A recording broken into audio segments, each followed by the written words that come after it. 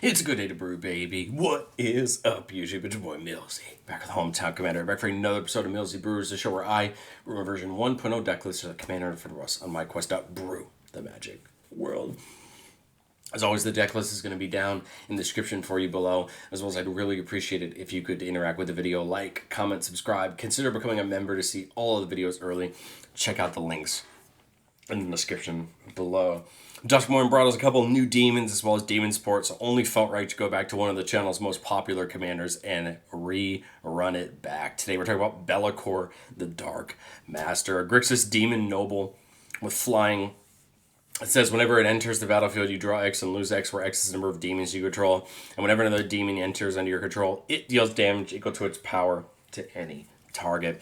Be'lakor is a well-loved commander by a lot of people, including my play group, for the fun shenanigans that it can get itself into. And I've always loved Be'lakor because Be'lakor reminds me of a commander that I loved so much for a time, Miram, something that cares about getting dragons in, right, and dealing damage, pairing that with cards that deal damage when dragons come in. The nice part is Be'lakor has it stapled right to him, which makes it even easier. We're going to talk about demons, a couple new demons that are pretty fun. We'll talk about ways that we can either copy or blink our demons to come back in again to deal more damage. And we're going to talk about some kind of key cards that we could set up to double triggers and get some more value off of Be'lakor as we hit our game plan. Well, as far as our demons go, you can't really go wrong with a lot of the demons that are in Magic because they're all they're all good bodies and they have great abilities. Archfiend Depravity says at the beginning of each opponent's end step, that player chooses up to 2 creatures and sacrifices the rest. Hopefully we're going to keep our opponents down as they try to build their boards. Balor's a really fun one, causing some chaos. Whenever it attacks or dies, you choose one or more. Each mode must target a different player. Target opponent draws 3 and discards 3 cards from their hand at random. Target opponent sacrifices a non-token artifact, and Balor deals damage to target opponent equal to the number of cards in their hand. I got the privilege of watching Balor recently in my playgroup force someone to sack their Soul Ring, which isn't that great. But Balor's a great body for 5 mana. It has a pretty cool effect, and it's going to hurt your opponents in the process. Bloodletter, well, it just makes sense.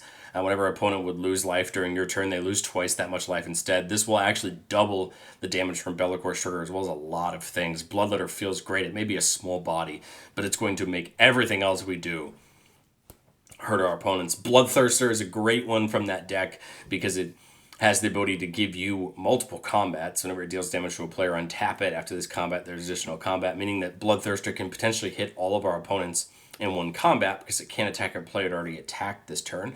But hey, spreading 6 damage out to each of our opponents in one turn certainly feels good. Crabomination from Modern Horizons 3. I completely forgot this was a demon. And I'm going to be honest, this isn't a bad demon. When an ETB's target opponent exiles the top card of their library, a card at random from their graveyard, and a card at random from their hand, and you can cast a spell from among them without paying its mana cost. This is an interesting ability because if you have the right opponent to target, I bet you're going to hit something good. There are probably times where Crabomination's just going to come in as a 5/5 for 6, and I think I'm okay with that for the rate, but against the right deck, this could really be good. And you do have the option to emerge it by sacking Artifact and paying the difference. That's not bad either. Dream Devour's a card that's really great, allowing you to foretell cards out of your hand. So you pay 2 to exile it from your hand face down, and you can cast it on a later turn, and its foretold cost is just its mana cost reduced by 2. This is a great, easy way to make demons even cheaper. Crabomination becomes 4, Bloodthirster becomes 4.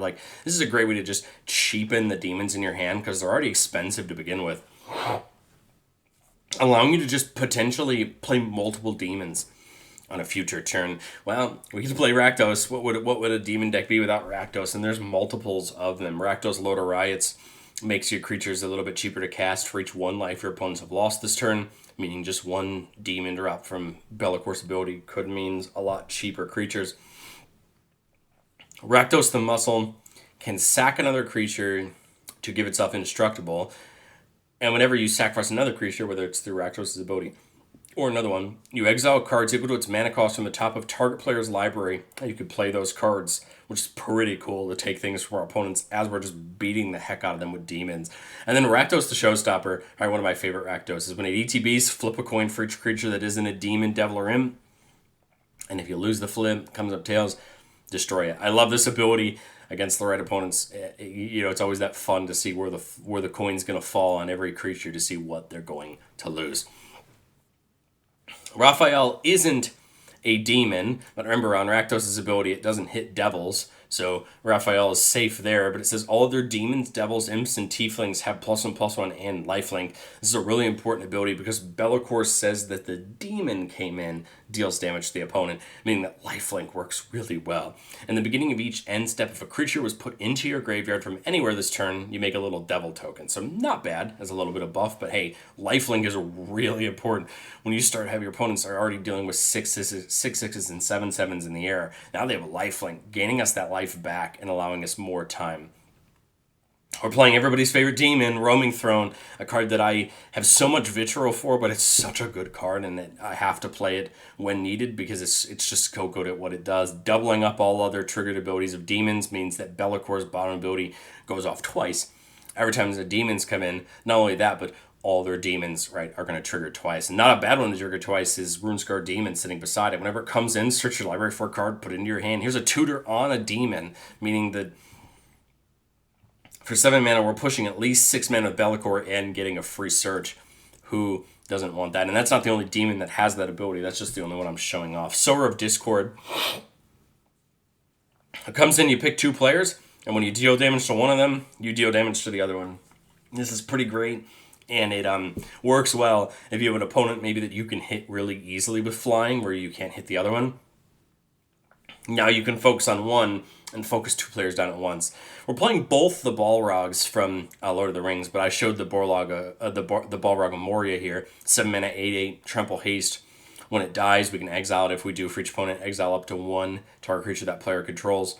We could cycle it, and if we cycle it, we make treasures. It's just this 8/8 for 7 that comes in with haste. It'll deal its damage with Be'lakor, and it may not be in the air, but it's just going to be tough to deal with. And then we have to put Valgavoth in, right? I thought about putting the format of Valgavoth in, but I didn't, just because we're not pinging enough to make that one worth it. But Terror Eater feels mega worth it. A 9 mana, 9/9 flying lifelink.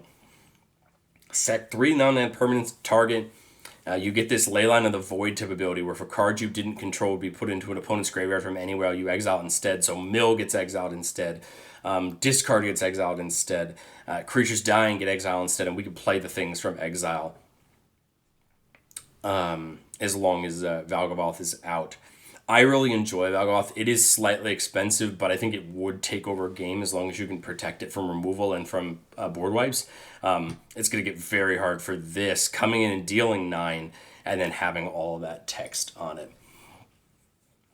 All right, so we talked about how copying or blinking our demons gets us more damage. This slide's basically all about copying. Spark Double can go down as a copy of any creature or planeswalker you control, except comes in with an extra +1/+1 counter on it, and it isn't legendary. Ideally, you want Spark Double to copy Be'lakor, so we get to double that trigger, but I think there's arguments for Spark Double copying a lot of things in the deck just to get a second copy of the ability or just getting another demon down. Same thing with the Renikis's Vow Duplication. Can copy any creature we control except it's flying, has flying, and doesn't have, and isn't legendary again. Copy Be'lakor, copy something else. There's a bunch of choices and a lot of utility to this ability. Then we have Writer Replication, a card that could cause a big mess if you can kick it. For 4 mana, you just make a copy of a creature.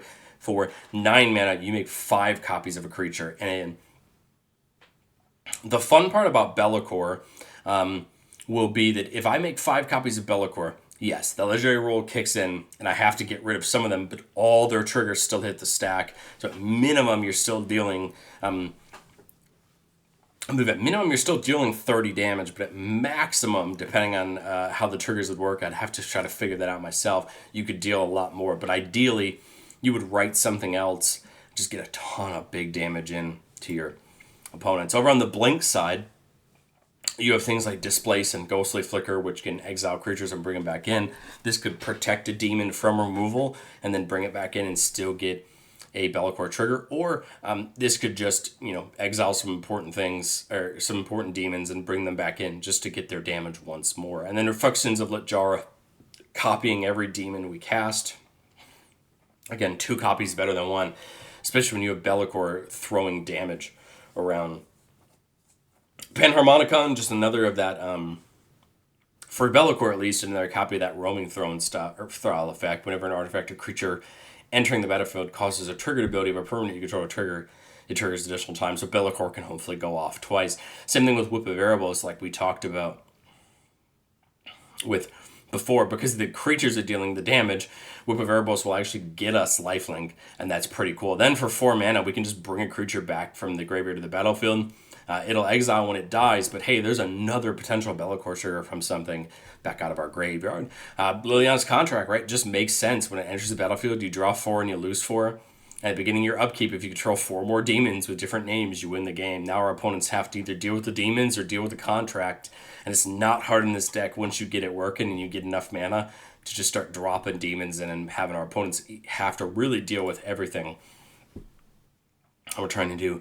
Sneak Attack's another way to get demons in really cheaply, just paying 1 red to dump a demon from our hand onto the battlefield. It gets haste, and we have to sacrifice it at the beginning of the next end step, but hey, this could mean 1 red for 6 damage, if not doubled or tripled with other abilities, and that can go really far. Same thing with Virtue and Knowledge.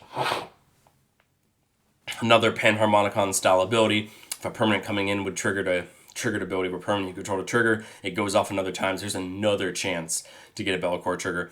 And then Warstorm Surge, just another copy of that bottom Be'lakor ability, dealing damage to its power to any target when a creature comes in. Now we, again, potentially have a chance to get 2 or 4 times the amount of triggers from Be'lakor if we could pair this Warstorm Surge with Be'lakor with these other enchantments. Well, I've said it before on the show, and I'll say it again. No deck's even ever complete. Even though this is our 3rd time looking at Be'lakor, I still don't believe this deck is perfect. There's a lot we can learn. And this time around, I think a lot of my choices in testing would come down to copying or making copies of things. I like both Auton Soldier and Sakashima a ton. Both can come in as a copy of something, except it's not legendary. For Auton Soldier, it actually says it's not legendary. For Sakashima, it says that the legend rule no longer applies when Sakashima's out. Both of these cards are really good, and I really wanted to put them in. I just couldn't find the spot. I didn't want to come to the... What I didn't want to do was take out demons for them, although they will come in and copy other demons. I just wasn't sure ratio-wise how well that would play out. If I get into testing and realize that I can bring these back in, I'll get them back in. The first reason is because if you bring Auton Soldier in as a copy of Be'lakor, it comes in as non-legendary, so now we have another non-legendary copy of Be'lakor, and then it has Myriad, meaning whenever it attacks, you get copies of it attacking other players, leading to just more and more and more Be'lakor triggers. Same thing with Sakashima, just a free copy of Sakashima that's no longer legendary. Now we can write a replication, Be'lakor we want to and get all the copies that we're worrying about the legendary rule. Again, I really liked both these cards. And then I love Mirror March. It's a meme, but it's such a fun card. Whenever a non-token creature enters the battlefield, flip a coin until you lose a flip. For each flip you win, make a token that's a copy of it. They gain haste, exile them at the beginning of the next end step.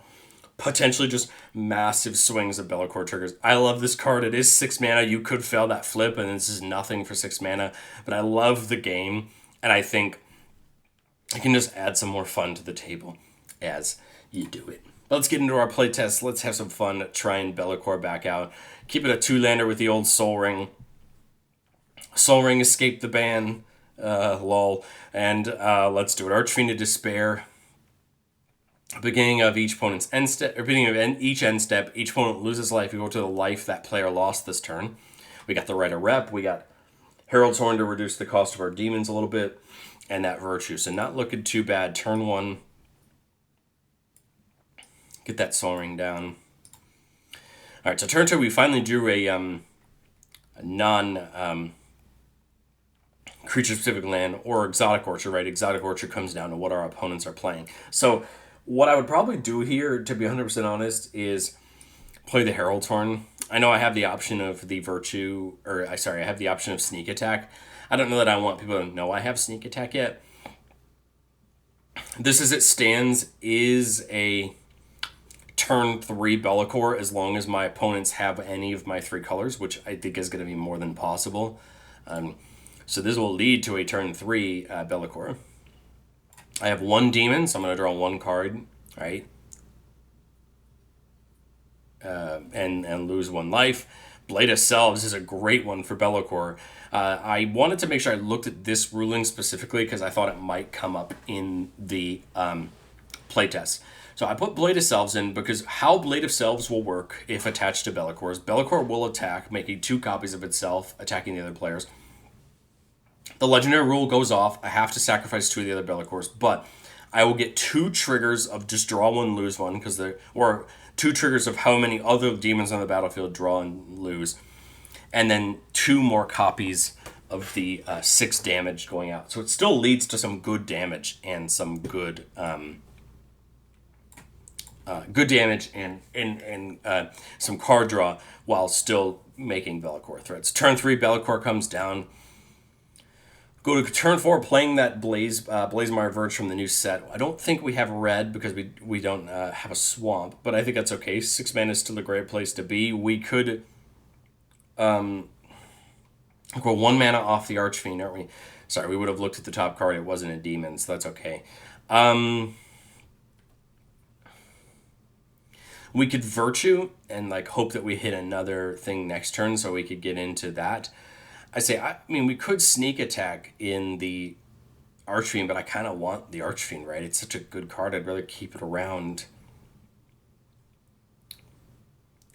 What, Virtue, attack with Bellicor, hope we hit a land next turn for the Archfiend? That's my thought. So let's do that. Attack with Bellicor this turn. Herald's Horn reveals the top card of our library. It's not a demon, so it goes back on top. And it is a tap land, which is kind of a bummer, but hey, that means we know we can get to the Archfiend next turn. I guess we might as well play the Blade of the Selves and attach it, right? Do what we talked about. Draw 2, our opponents lose 2, and then 12 damage, 2 copies of 6. Oh, sorry, no. No, it would be 4 copies of 6 because of the Virtue doled out. Now we have some more lands. For next turn, we're still in a good spot. Turn 6, we'll get the Reliquary Tower down. Just get we can't lose our hand size. And now 1, 2, 3, 4, 5, 6, 7, 8. We have the 7 for Sower of Discord. Going to come in and do 6, 12 damage to our opponents. We want 6 to each, right? So that its ability can double it. If we had 1 more mana, I'd love to put that Blade of Selves on Archfiend of Despair, but it's okay. We'll do the same thing we did last time. Attack with Bellicor. Now it's going to be 4 cards instead of 2 because we have 2 demons. Still, same thing, 24 damage across the board to our opponents, wherever we want to put it. And I mean, now the game's pretty darn close to over, right? Like, it's going to be hard for our opponents to deal with this amount of damage. All we really need to do here is top card is a land. We'll put it back. On turn 7 here, right, we play a land, 7, 9 mana. I mean, we got Rakdos for 4. Got Dark Ritual. We could also just Rite of Rep the Archfiend of Despair, and that's probably just game, right? That's 5 of them coming in, and that would be 4 copies each. 2 copies each, right? 12, so 5 times 12 is 60. It's 60 damage this turn to what we've already done up to now. I mean, that's going to be brutal for our opponents. But you can kind of see where this doubling triggers thing can get our game plan just going to how we want to see it. Playtest number 2, keeping a 3-lander with that Herald of the Horn again. Unholy Annex, a great draw outlet. Once we have demons, we get to deal damage with it instead of taking damage. Got the Virtue again, and then Terminate for a little bit of removal, so I like it. Turn 1. Got the Gloom Virgin. I guess, I mean, I can't really think of anything else we want to do turn 1. Okay, well, there's a way to get some more out of it. Turn 2, we'll let the Mountain down. I guess I could have held the Terminate up here had I put the Mountain into the Dragon Skull Summit, but that's okay. I don't think I mind this. Gotta remember that there's an adventure side on that Virtue, and not just that. Herald's Horn versus Unholy Annex. If I Herald's Horn this turn, I can't cast anything next turn. If I Unholy Annex this turn, I draw an extra card and potentially have a chance to get towards something else, right? I'm basically just going to be casting something else next turn no matter what. I think I'm going to go with the Annex, draw an extra card at the end of the turn, and I lose 2 because I don't control a demon. So I'm going to turn 4. Raphael's pretty great. We're just 1 mana off. Now I think we'll Herald's Horn. This should lead to a Bellicor next turn. Draw off of the Unholy Annex. Again, we'll lose another 2 life because we don't control a demon. Pardon me. Go to our next turn. That was not a demon. Sorry, we got to remember that with the Herald's Horn. We'll play Bellicor, draw a card, lose a life, and now we're going to no longer lose life from this Unholy Annex. It is at the start of our end step, so we're going to kind of end up having to pitch 2 here, probably. Pitch the Landscape, I guess. I really like Ghostly Flicker, especially when we have a couple of demons we want to flicker. I really don't know what to pick. I like Lit-Jara. I basically like everything in this hand. I don't know what to pick. I guess I'll just pick the Terminate. It's tough. They're like, everything's good. I guess Terminate may make more sense over Blasphemous Act. If we're ahead, I would keep the Terminate over the Blasphemous Act. If we're behind, obviously I keep the Blasphemous Act over the Terminate. But we'll just say we're ahead, so we'll keep the Terminate. Now everybody loses 2 and we gain 2 from the Annex because we have a demon now. So going to our turn 6... 6 land over. We could make the 5/5 demon. Sorry, that is a demon, so it goes into our hand. So we do get an extra one because of the Herald's Horn. We could do that, right? Because it makes a demon, and that would trigger. That would definitely trigger its ability. But at 6 mana, we could go Rakdos, which would deal 6 damage to somebody. Let's think about this. Black, red, red. And I do have the double black. So we could go Rakdos. Somebody takes 6 damage from Bellicor and Runescar Demon. Somebody's going to take 6 from Bellicor. The question is, what do we go get? I mean, Lilia's Contract would be fine. Kind of like the idea of going to get another big demon just to kind of keep that pressure going. I mean, Bloodletter could be fun to start running towards that threat because we could get the Reflections Lit-Jara down and then have multiple of them. That might be fun. So let's do that. Let's go get the Bloodletter. Go to our end step. Draw off of the Unholy Annex. Again, we're not going to lose life. So that's A-okay. And then we'll start. It's not a demon, so it goes back on top. 7 mana. If I Lit-Jara an attack, I would be able to play Raphael, right? Yeah, so if I play Lit-Jara this turn, an attack, right, I should get at least 6 in, meaning I can play Raphael, now giving everything lifelink. And then next turn, right, we should be able to set up with the Bloodletter and really start dealing damage to our opponents. But what do y'all think of Bellicor? I know this is a deck that's been around for a long time. We've covered it multiple times on the channel, but I wanted to cover again with all the new demon support. Have some fun. We didn't get to see Demonic Console there. But I like this deck. I can't wait to see Josh play it at our table again. It's a fun deck, and it's a fun deck I enjoy trying to see if I can maneuver against. But let me know what you think of Bellicor down in the comment section below, and I'll catch you guys next time.